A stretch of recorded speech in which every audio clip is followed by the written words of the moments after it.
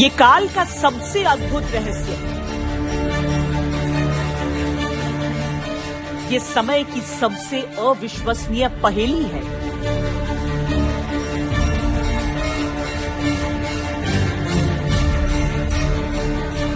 पांडवों का लाक्षागृह तो मिल गया, पर जान बचाने सुरंग में दाखिल होने के बाद कहां निकले पांडव?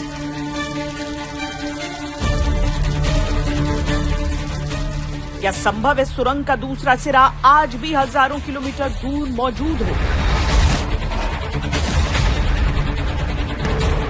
इतिहास ने जिस तथ्य को नकारा, क्या उस अकल्पनीय पहेली का जवाब भूगोल देगा?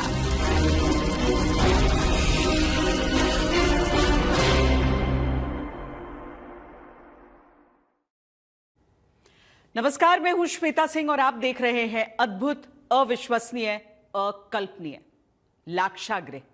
एक ऐसा महल जिसे दुर्योधन ने इस उद्देश्य से बनवाया था कि पांडवों को जलाकर मार डाले। ये लाख से बना हुआ महल था जो बेहद ज्वलनशील था। कहते हैं पांडवों को इसके बारे में पता चल गया और उन्होंने वहां से एक सुरंग खोद दी, जिससे वो वहां से बचकर निकल गए। जिस जगह पर महाभारत में उस महल के होने का उल्लेख है, कहते हैं वो जगह वर्तमान का बागपत है। वहां से एक सुरंग भी जाती है, पर दूसरा सिरा कहां खुलता है ये कोई नहीं जान पाया। आज हम आपको बताएंगे, क्या लाक्षागृह की गुफा का दूसरा सिरा मिल गया है?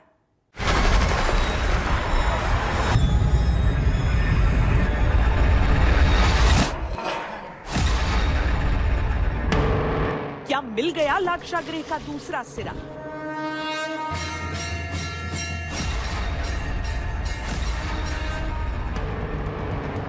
जब लाक्षागृह में आग लगाई गई थी तो पांडव वहाँ से निकलते हुए इसी खांडवन क्षेत्र में, खंडवारी क्षेत्र में आए थे। लगभग 15-16 किलोमीटर लंबी है। हमारे यहाँ गांव में अब भी इसका अवशेष है गुफा के। क्या मिल गया लाक्षागृह का वो हिस्सा जहां से जान बचाकर बाहर निकले थे पांडव? लाक्षागृह से बाहर निकलने के लिए सुरंग का निर्माण किया गया था। अब जब हम छोटे छोटे से थे तो हम इसमें बड़े भी हैं, तो इसमें 2-3 कमरे तक हम जा सकते थे, चले जाते थे। क्या सुलझ गई 5000 साल पुरानी लाक्षागृह की पहेली?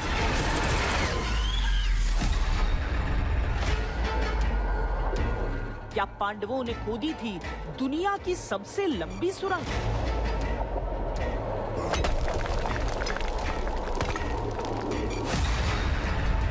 क्या लाक्षागृह के दोनों छोर के बीच 1000 किलोमीटर का फासला था?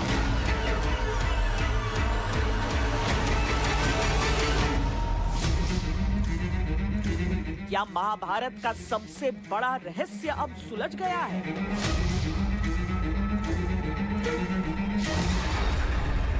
पांच 5000 साल पहले पांडवों को जलाकर मारने की साजिश जिस लाक्षागृह में रची गई, उसके प्रत्यक्ष प्रमाण तो आज भी मिलते हैं, लेकिन जिस सुरंग में से जान बचाकर पांडव निकले, उस सुरंग का पूरा सच आज तक सामने क्यों नहीं आया?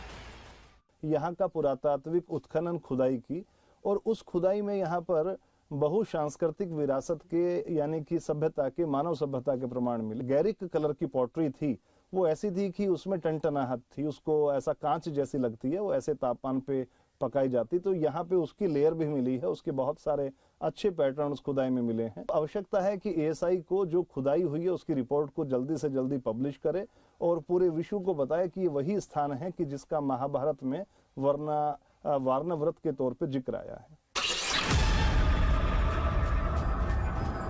आज हम आपको लेकर चलेंगे द्वापर युग के उस लाक्षागृह में जिसकी कहानी अद्भुत है।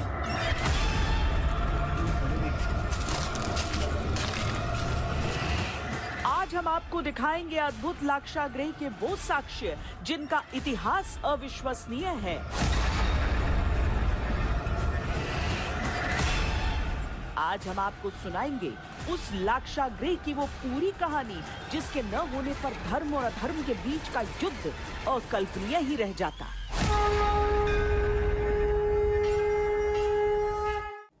महाभारत के अनुसार पांडवों ने दुर्योधन से 5 गांव मांगे थे। बरनावा उन्हीं 5 गांवों में से एक था। उस दौर में इसे व्याघ्रप्रस्थ कहते थे, यानी जहां बाघों का वास हो। इसी जगह पर वो लाक्षागृह भी था जहां पांडवों को मार डालने की कोशिश हुई थी। यहां के रहने वाले लोग शुरुआत से इस बात को कहते थे, पर कभी शोध की कोशिश नहीं होती थी। देश की राजधानी दिल्ली से 53 किलोमीटर दूर उत्तर प्रदेश का बागपत, और बागपत में मौजूद गांव बरनावा, जिसे महाभारत में वर्णावत के नाम से पुकारा गया है, वो गांव जो महाभारत की सच्चाई के अद्भुत साक्ष्य दिखा रहा है। वो गांव जो महाभारत काल में बने लाख के उस महल की कहानी बयां कर रहा है, जो गवाही देता है कौरवों के षड्यंत्र की और पांडवों के अविश्वसनीय पलायन की। पिछले दिनों हमारे यहाँ पे महाभारत कालीन पुरावशेष मिले हैं।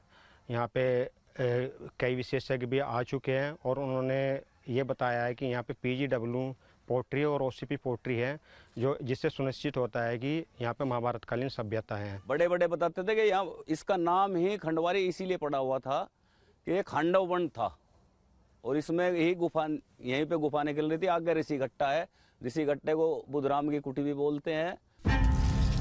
ऐसा माना जाता है कि यही वो जगह है जहां कौरवों ने पांडवों को जलाकर मारने के लिए लाक्षागृह का निर्माण किया था। लाक्षागृह यानी लाख से बनी इमारत जो आसानी से जल जाती है। स्थानीय लोग कहते हैं कि लाक्षागृह के निशान आज भी मौजूद हैं। लाक्षागृह को लगभग 5,500 वर्ष हो गए। इसका निर्माण दुर्योधन और शकुनी की सहायता से हुआ था। पांडवों को भस्म करने के लिए लाक्षागृह का निर्माण किया गया था। जानकार बताते हैं कि ज्वलनशील लाख से बना होने के कारण अब भवन का अवशेष मिलना असंभव है, लेकिन उसके टीले पर स्थित होने का वर्णन था और यहाँ मिट्टी का टीला साक्षात था। ASI के कुछ बोर्ड भी थे जो इस बात की तस्दीक कर रहे थे कि जिस लाक्षागृह का जिक्र महाभारत में मिलता है वो कभी मुमकिन है यहीं पर था। सबसे पहले एक छोटा सा मड लंप जिसे हमने CT एक्सरे किया, उस एक्सरे में कॉपर के रिमेन्स हमें दिखाई दिए और कॉपर में नेल्स, जो कॉपर के नेल लगाए गए थे जो लकड़ी में ठोकने के लिए, उसके रिमेन्स मिले। क्योंकि मिट्टी तो डिकम्पोज हो चुका, लकड़ी तो डिकम्पोज हो चुका था, लेकिन उसके रिमेन्स मिले। वो हमारे लिए एक बहुत इंसाइट देके गया, जिसके कारण बाकी चीज़ें हम लोग आइडेंटिफाई कर पाए कि ये मिट्टी नहीं है। जहाँ जहाँ कॉपर मिला वहाँ हमने समझ लिया कि ये मिट्टी नहीं है, ये लकड़ी रहा होगा, उसके साथ ये कॉपर को जोड़ा गया है। वो एक पाथ ब्रेकिंग ये एक्सपेरिमेंट था। उसके बाद हमने मेडिसिटी में कई और सैम्पलिंग को CT स्कैन किया, एक्सरे टेक्निक यूज़ किया, 3D फोटोग्राफी हमने यूज़ किया पहली बार। तो ये सारे टेक्नोलॉजिकल जो एडवांसमेंट आए हैं और जो आर्कियोलॉजी में नहीं किए जा रहे थे, उनका प्रयोग करके हम ये समझने की हमने कोशिश किया कि छोटे छोटे रिमेन्स को कैसे निकाला जाए एक्सकेवेशन में। महाभारत में भी ये जिक्र मिलता है कि पांडवों को लाक्षागृह के षड्यंत्र के बारे में पहले से पता चल गया था और वो एक सुरंग के रास्ते से वहां से निकल गए थे। हमारे सामने मिट्टी की एक कच्ची सुरंग थी। मान्यता है कि इसी सुरंग का इस्तेमाल करके पांडव यहाँ से निकले थे। लाख के महल के जलने के बाद जो गुफा बनाई गई, जिस गुफा से निकल करके पांडवों ने और उनकी माता ने अपनी जान बचाई और बाद में फिर उन्होंने महाभारत युद्ध किया, तो उस गुफा के भी एविडेंस यहाँ मिलते हैं। यहाँ पे इस लाखा मंडप टीले पे 2 गुफाएं हैं, 2 सिरे हैं। कोई यानी कि टीले के नदी के किनारे होने की वजह से कटान हुआ होगा, तो 2 सिरे इस गुफा के दिखते हैं। ये कौरव पांडवों ने बनाई गई थी और जब उनकी मारने की प्लानिंग बनाई गई थी, वे इसी सुरंग में प्रवेश हुए थे। वहाँ उनके पुराने जितने भी इतिहास हैं वे सब कुछ दिखाए जाते हैं। 16 किलो की तो ईंट है, उनके जो बड़े बड़े कंगाल हैं वे भी दिखाए जाते हैं, जो उनकी निशानी है जो खुदाई में निकलते हैं वे अब भी दिखाई जाती है। हम आपको बताएंगे कि इस सुरंग का दूसरा सिरा कहां पर खुलता है, लेकिन इस सुरंग के बारे में कहते हैं कि यहीं से होकर पांडव लाक्षागृह से जीवित बाहर निकले थे। इसकी लंबाई इतनी मानी जाती है कि कोई अनजान अगर इसमें दाखिल हो जाए तो कभी बाहर नहीं निकल सकता, ये मान्यता है। यही कारण था कि लोग कभी इसमें जाने की कोशिश भी नहीं करते हैं। अब समय के साथ साथ सुरंग कई जगह धंसने के कारण बंद भी हो गई है। इस सुरंग का आकार इतना नहीं था कि उसमें खड़े होकर चलना संभव हो पाए। हमने कोशिश की कि कुछ झुककर आगे जाएं, लेकिन मुश्किल से 100 फीट आगे बढ़ने में ही ऑक्सीजन की ऐसी कमी महसूस हुई कि आगे बढ़ना मुश्किल लगा। कच्चे किनारों के कारण ये डर भी बना हुआ था कि कहीं वो दीवारें कहीं ढह न जाएं, लिहाजा हम बाहर आ गए। बरनावा गांव में लाक्षागृह कृष्णा और हिंडन नदी के संगम पर स्थित है। दरअसल ये पूरा इलाका मिट्टी के एक टीले पर बना हुआ है। टीले से लगभग 200 मीटर नीचे से सुरंग की शुरुआत होती है। टीले के ऊपर एक गुंबदनुमा आकृति भी है। स्थानीय लोगों का मानना है कि ये भी लाक्षागृह का एक हिस्सा रहा होगा। हालांकि उस पर हिंदू और मुस्लिम पक्षों में विवाद भी हुआ। अदालत के दरवाजे खटखटाए गए और हिंदुओं के पक्ष में फैसला आया। और गवाही होने के बाद ये पाया कोर्ट ने इस बात के लिए कि ये वास्तव में कब्रिस्तान नहीं है और ये करीब 108 बीघे जमीन है। ये एक माने एक टिल्ला है, ये बहुत ऊंचा टिल्ला है जो है ये। और ऊंचा टिल्ला क्यों है? ये टिल्ला इसलिए है ये कि चूँकि यहाँ बता रहे इस बात के लिए कि यहाँ पांडव आए थे और उनको जलाने के लिए, मारने के लिए एक लाखा मंडप बनाया गया था। और रेवेन्यू कोर्ट्स में भी जो है ये लाखा मंडप ही दर्ज है। आज तक भी लाखा मंडप ही दर्ज है कागजों में। कोर्ट ने उसको माना इस बात के लिए। कुछ ज़मीन ये वन विभाग की थी, तो वन विभाग को भी के खिलाफ ये गई मुकदमा लड़ा हमारे इसने, हिंदू पक्ष ने जो है। तो ये माना गया कि नहीं, ये ज़मीन इन्हीं की है। 100 फीट ऊंचे और 30 एकड़ भूमि क्षेत्रफल में फैले टीले के रूप में महाभारत काल के अवशेष आज भी मौजूद बताए जाते हैं। कहा जाता है कि ये टीला वही लाक्षागृह है जहां पांडवों को जलाने का प्रयास किया गया था।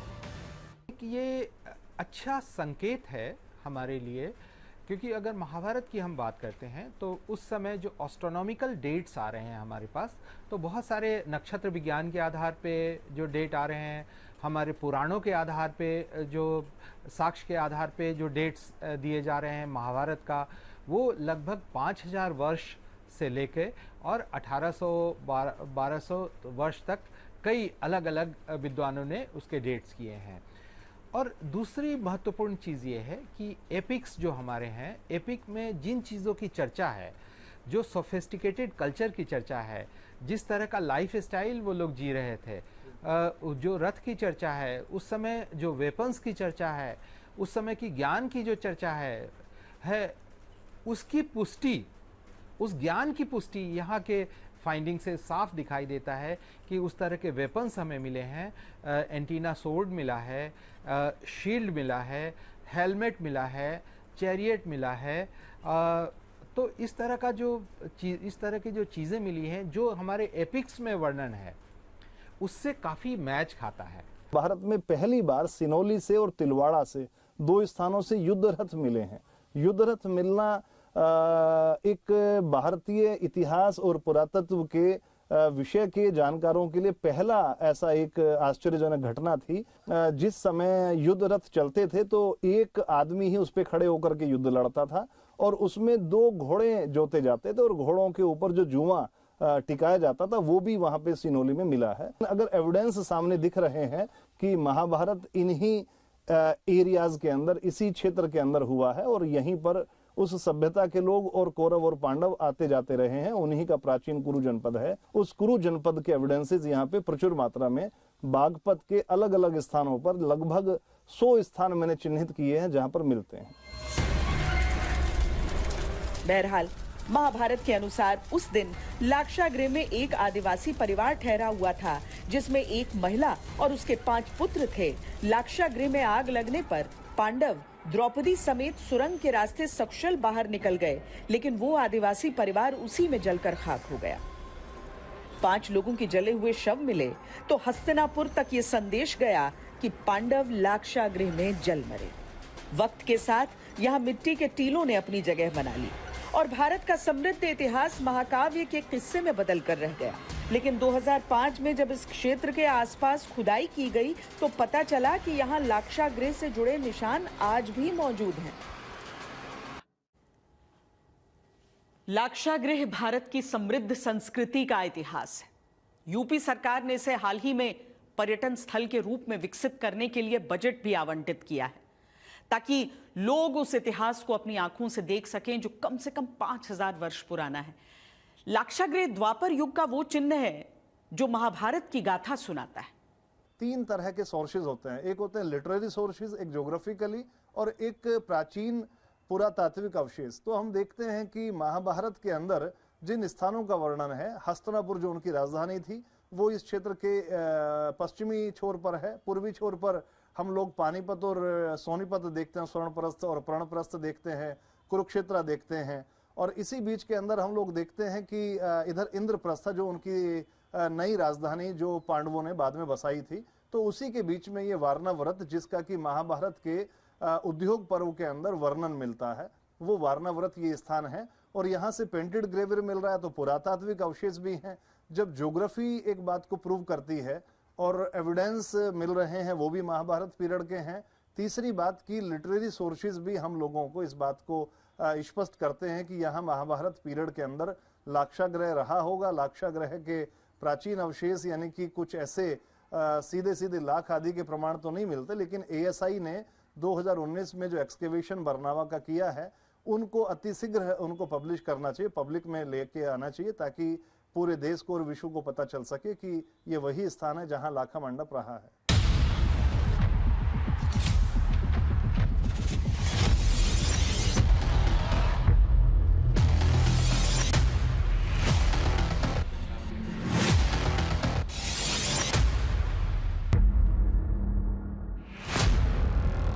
नेत्रविहीन धृतराष्ट्र हस्तिनापुर के महाराजा थे। उनका बेटा दुर्योधन उनके बाद हस्तिनापुर का राजपाट चाहता था, लेकिन उसके इस रास्ते का सबसे बड़ा रोड़ा थे पांडव, जो दुर्योधन के चचेरे भाई थे। पांडव जनता के बीच लोकप्रिय थे और हस्तिनापुर की जनता हस्तिनापुर की गद्दी पर पांडुपुत्र पांडवों को चाहती थी। ये बात दुर्योधन को नागवार गुजर रही थी। दुर्योधन और उसके मामा शकुनी ने पांडवों की हत्या की योजना बनाई।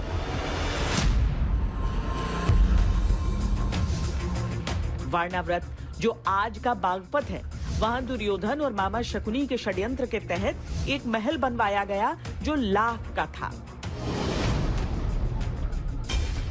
लाख एक प्रकार के कीट से प्राप्त होने वाली प्राकृतिक राल है जो बेहद ज्वलनशील होती है।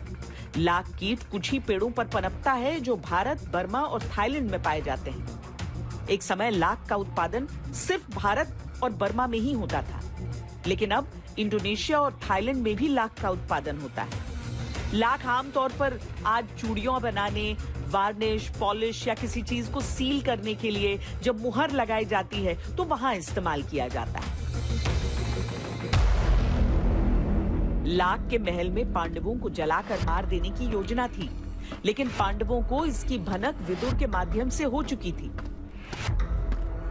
कहा जाता है कि महाबली भीम ने तभी एक सुरंग खोदनी शुरू कर दी थी जो लाक्षागृह के अंदर से शुरू होती थी।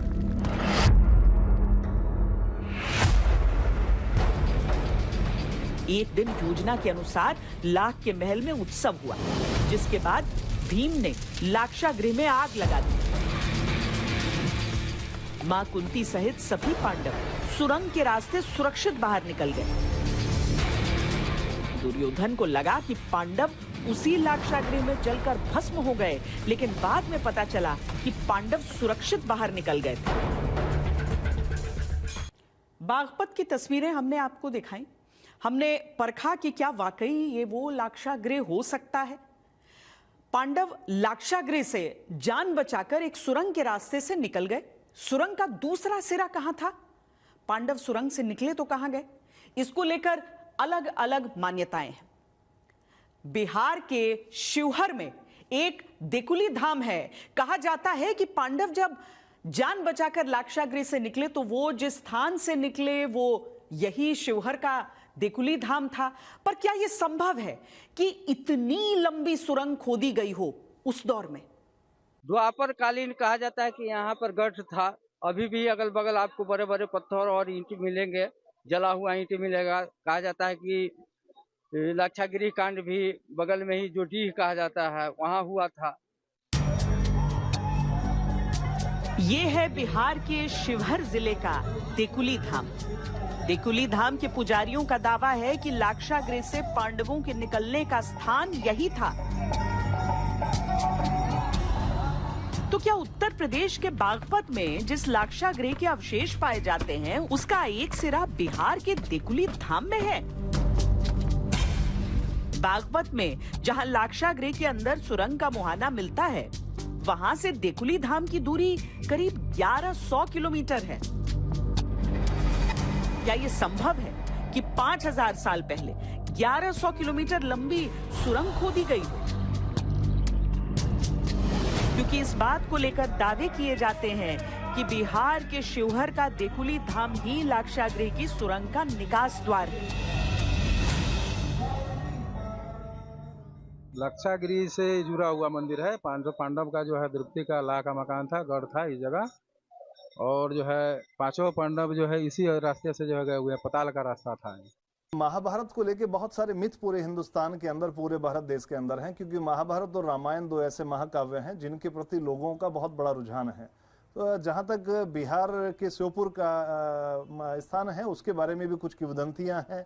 वहां से कुछ प्राचीन पीरियड के कुछ एविडेंस मिलते हैं। इसी तरह से उत्तराखंड के अंदर चक्राता के पास भी एक ऐसा मॉन्यूमेंट है जहां जिसको लाखा मंडप कहा जाता है। स्थानीय लोगों और दूर दराज से आते लोगों के बीच देकुली धाम को लेकर बड़ी मान्यता है। वो इसे भगवान शिव से जोड़ते हैं। साथ ही महाभारत काल से इस स्थान के जुड़ाव का उल्लेख करना नहीं भूलते। किंवदंती है कि महाभारत काल और रामायण काल से देखते हुए परशुराम के द्वारा यह निर्मित शिवलिंग है, और लोगों में काफी यहाँ मान्यता भी है कि लोग जो भी यहाँ सच्चे मन से आते हैं, उनका बाबा भोले भुवनेश्वरनाथ बहुत ही असीम कृपा उन पर बरसाते हैं। प्रसिद्ध मंदिर है, प्राचीन मंदिर है। प्राचीन है, लेकिन यहाँ पर जो मन्नत मांगिएगा बाबा पूरा करते हैं। बहुत अच्छा मंदिर है, आप भी आइए, घूम के जाइए, है ना, मन्नत पूरी होती है यहाँ। लोगों का ये भी मानना है कि पांडव फिर इसी स्थान पर लंबे समय तक छुप कर रहे, जिसके कारण दुर्योधन को पांडवों के जिंदा होने का पता ही नहीं चल पाया। आज के दौर में एक सुरंग को बनाने में सालों की मेहनत लगती है। कई बड़ी बड़ी मशीनों की जरूरत होती है, आधुनिक तकनीक की जरूरत होती है, बड़ी तादाद में मजदूर और इंजीनियर लगते हैं, तब जाकर एक सुरंग तैयार होती है। हम महाभारत काल की यहां पर बात कर रहे हैं, और जिस सुरंग की बात कर रहे हैं, अगर वाकई वो बागपत से शुरू होकर बिहार के शिवहर तक जाती होगी तो 1000 किलोमीटर से ज्यादा लंबी सुरंग। पर क्या ये मुमकिन है?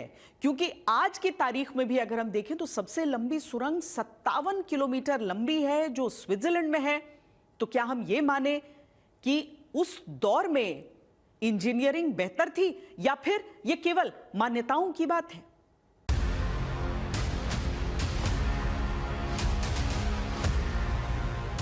कभी पहाड़ों को चीरकर, कभी समुद्र के नीचे से, कभी परिवहन विकास के लिए, कभी दुश्मनों से बचने के लिए, कभी जेल से भागने तक के लिए दुनिया में सुरंगें हमेशा से बनाई जाती रही हैं। कुछ इंजीनियरिंग का चमत्कार नजर आती है, कुछ मानवीय जरूरत। लेकिन दुनिया की सबसे लंबी सुरंग की बात जब आती है तो एक सुरंग बाकियों से आगे निकल जाती है। दुनिया की सबसे लंबी सुरंग स्विट्जरलैंड की गोथर्ड बेस सुरंग है। ये एक रेलवे सुरंग है। स्विस एल्प्स में 57.1 किलोमीटर की लंबाई के साथ दुनिया की सबसे गहरी और सबसे लंबी रेलवे सुरंग 2016 में बनकर तैयार हुई थी। इसे बनाने में 17 साल से अधिक का समय लगा था। तो क्या यह संभव है कि आज से हजारों साल पहले उत्तर प्रदेश के बागपत से शुरू होकर एक सुरंग प्रयागराज से होते हुए बिहार के शिवहर में खुलती हो? क्या इतनी लंबी सुरंग खोदी जा सकती है? और अगर खोदी गई तो इसको खोदने में कितना समय लगा होगा? कैसे खोदी गई होगी इतनी लंबी सुरंग? लोगों की मान्यताओं की बातें करते हुए हमने दुनिया की उन सुरंगों का भी रुख किया जो बिना किसी मशीन के केवल हाथों की मदद से खोदी गई। चीन में मौजूद 1200 मीटर लंबी गोलियांग सुरंग को 13 ग्रामीणों ने मिलकर खोदा। 1972 में काम शुरू हुआ, 77 में खत्म हुआ, यानी काम पूरा होने में 5 साल का वक्त लगा। जापान में मौजूद 3.8 किलोमीटर लंबी कावागुची को आराकुरा सुरंग को 1690 में बनाना शुरू किया गया। इसको पूरा होते होते 170 साल लगे। इसे बनाने में कुल मिलाकर 1 लाख लोग लगे थे। जापान की ही 877 मीटर लंबी ओल्ड नाकायामा सुरंग 1933 से 1949 के बीच यानी 16 साल में तैयार हो पाई।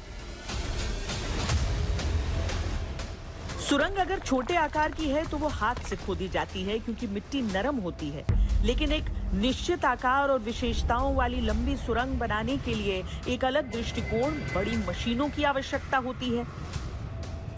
आज से हजारों साल पहले क्या एक लंबी सुरंग लाक्षागृह से निकलने के लिए खोदी गई थी? मुमकिन है इस सवाल के जवाब के लिए कुछ और शोध की आवश्यकता हो, लेकिन मान्यताओं में ये एक ऐसी अकल्पनीय सुरंग की कहानी है जो सबके मन में श्रद्धा के रूप में भी दर्ज है।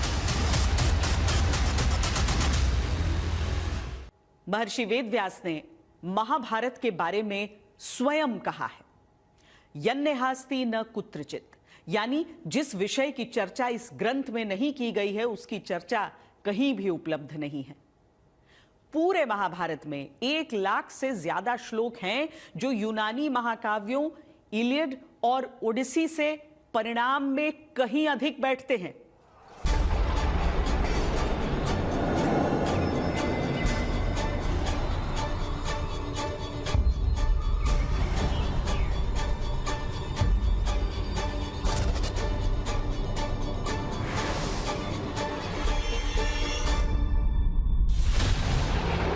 हजारों वर्ष के लंबे कालखंड ने भले महाभारत काल की निशानियों को अतीत की गर्द के नीचे छुपा दिया हो,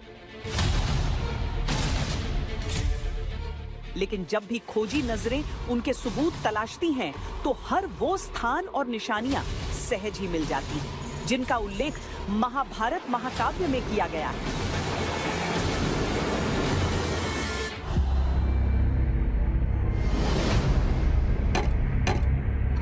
आज दिल्ली में अधिकांश इमारतें मुगल काल की गवाही देती हैं, लेकिन जमीन में दफन दिल्ली का इतिहास बताता है कि मुगलों से पहले राजवंशों और राजवंशों से पहले महाभारत का इतिहास दिल्ली का इतिहास रहा है। सभ्यताओं के प्रमाण अभी तक हमें यहाँ मिले हैं, जिसमें हम एक सबसे पहले है प्री मौर्य काल, फिर आता है मौर्य काल जिसको हम 3री शताब्दी ईसा पूर्व से लेके आते हैं।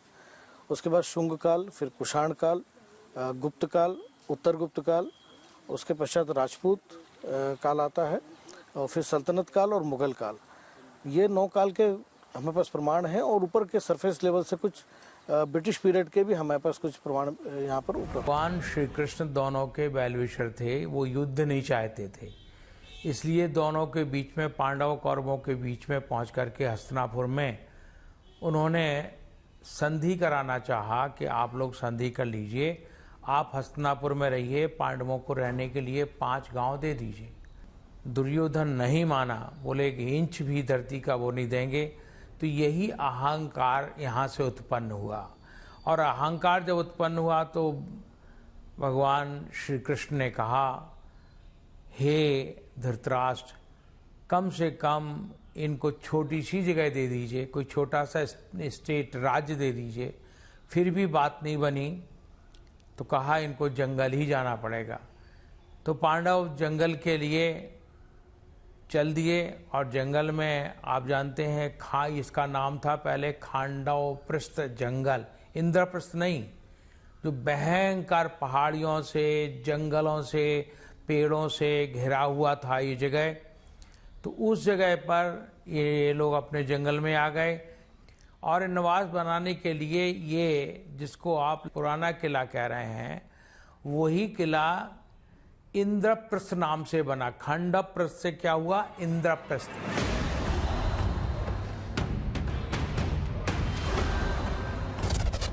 महाभारत की लड़ाई हस्तिनापुर के साम्राज्य के लिए लड़ी गई थी। खोज करने पर पता चलता है कि हजारों वर्ष पहले गंगा तट पर बसा हस्तिनापुर मेरठ के पास एक समृद्ध राज्य हुआ करता था, जिसकी सीमाएं दिल्ली और हरियाणा तक फैली हुई थी। हजारों साल बीतने के बाद गंगा ने अपनी दिशा बदली और अब वो मौजूदा हस्तिनापुर से करीब 8 किलोमीटर दूर है। भीष्म पितामह को गंगापुत्र भी इसी संदर्भ में कहा जाता था और यही कुरुवंशियों का वैभवशाली महल हुआ करता था। शासन के अधिकार को लेकर हरियाणा के कुरुक्षेत्र में महाभारत का युद्ध लड़ा गया। ये युद्ध 18 दिनों तक चला था, जिसमें 18,000 से ज्यादा सैनिक मारे गए और वैदिक सभ्यता लगभग पूरी तरह नष्ट हो गई, ये जानकारी भी दी जाती है। युद्ध हुआ और युद्ध क्षेत्र 18 दिन तक, एक दिन नहीं 18 दिन तक युद्ध चला, जिसमें कि काफी अक्षौणी सेनाएं मारी गई हैं। धन, जन, तन, मन और यश, कीर्ति, विकास का हानि हुई।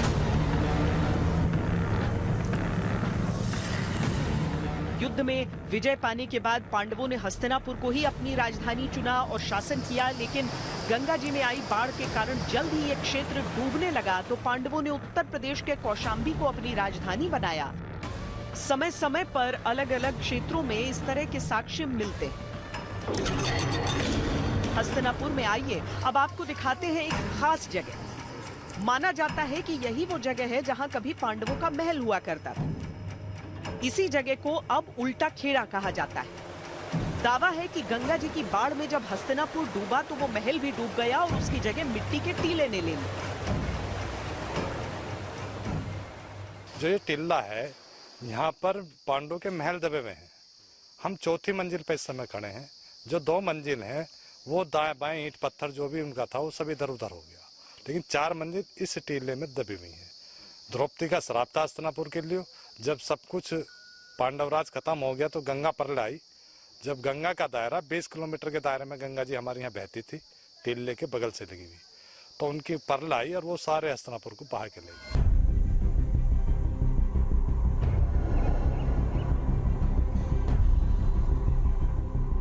बागपत जहां लाक्षागृह के सबूत मिलते हैं, वहीं सिनौली गांव में जब खुदाई हुई तो पूरे का पूरा महाभारत का इतिहास ही आंखों के सामने आ खड़ा हुआ। हाँ, तो ये कंकाल और जो ये निकले कब्रिस्तानों की जो जगह है, तो ये ऐसे ही निकला। महीनों खुदाई चली वैसे, और ईंटें पत्थर जो पुराने घड़े 5000 साल पुराने, और ये हड्डियां निकली हैं। माना गया कि ये अवशेष हजारों साल पुराने हैं और किसी प्राचीन सभ्यता की ओर इशारा करते हैं, लेकिन इनका संबंध महाभारत के पात्रों से भी हो सकता है। इस तरफ किसी का ध्यान नहीं गया। उपमहाद्वीप में पहली बार ऐसा हुआ कि इस तरह का बरियल सिस्टम प्रकाश में आया, जिसमें न सिर्फ कॉफिन है और कॉफिन के ऊपर डेकोरेशन है, बल्कि उसके साथ साथ और बिलोंगिंग्स जैसे चैरियट है, जिसको हम हिंदी में रथ कह सकते हैं, तो रथ भी रखे गए हैं, साथ साथ उनकी और बिलोंगिंग्स रखी गई है। शाही चिन्हों वाले ताबूत मिले, सोने चांदी के आभूषण मिले, तलवारें मिली, कटार मिली और मिला एक रथ। रथ की पूरी आकृति सलामत थी, पहियों का पूरा ढांचा था, और तो और वो जुआ भी सलामत था जिसमें घोड़े जोते जाते थे। यह अद्भुत खोज है, क्योंकि भारतीय उपमहाद्वीप में अब तक जितनी भी खोज खुदाई के जरिए की गई, उनमें पहली बार रथ मिला था। रथ जो पहियों पर दौड़ता था और जिसे घोड़े खींचते थे। जम्मू कश्मीर के अखनूर में आज भी वो गुफा है जिसमें यह माना जाता है कि पांडवों ने 1 वर्ष के अज्ञातवास का समय काटा। ओम नमः शिवाय, ओम नमः शिवाय, ओम नमः। वही गुप्त गुफा है, यहाँ भगवान कृष्ण जी बालक रूप में आते थे, बच्चे का वेश बनाकर, और यहाँ पांडवों के साथ रणनीति करते थे। जम्मू कश्मीर के ही उधमपुर में क्रिमची गांव है, जहां कहा जाता है कि पांडव जब अखनूर से कीचक का वध करके आए तो शेष अज्ञातवास काल यहीं इसी गांव में व्यतीत किया। तो साला जिज्जा है ना, राजा कीचक और राजा विराट, तो यहाँ भी वो आए हैं। माता ने उनको ख्वाब में बोला मेरे मंदिर बनाओ, तो सदियों पुराने मंदिर बने हैं। यहाँ से जाकर वो वापस महाभारत हुआ है। बिहार के राजगीर में वो स्थान आज भी मौजूद है जिसके बारे में ये कहा जाता है कि यहाँ भगवान श्री कृष्ण के रथ के पहियों के निशान हैं, और यहाँ वो जगह भी है जहाँ के बारे में मान्यता है कि भीम ने जरासंध का वध किया था। देख के तो लगता है जैसे कि शायद कोई रथ यहाँ से गुजरा हो और उसके लिए शोध करना पड़ेगा। पर क्या यहाँ पे पूरा खुदाई हुई है, एक्सकवेशन के बाद मिट्टी हटाकर ऐसा दिखा है? ये मान्यता है कि भगवान श्री कृष्ण जब जरासंध से युद्ध के लिए जब आए थे भीम के साथ, तो इसी रास्ते से अपने रथ के साथ गए, उसी रथ का ये निशान है। किंवदंतियों का मानना है कि भगवान श्री कृष्ण, अर्जुन, भीम इसी रास्ते से होके गए हैं और ऐसे भी देखने से लगता है कि किसी पहिए का निशान ये है। हरियाणा के कुरुक्षेत्र का वर्णन महाभारत में इस रूप में मिलता है कि यहीं संपूर्ण युद्ध लड़ा गया था और यहीं भगवान श्री कृष्ण ने गीता का उपदेश दिया था।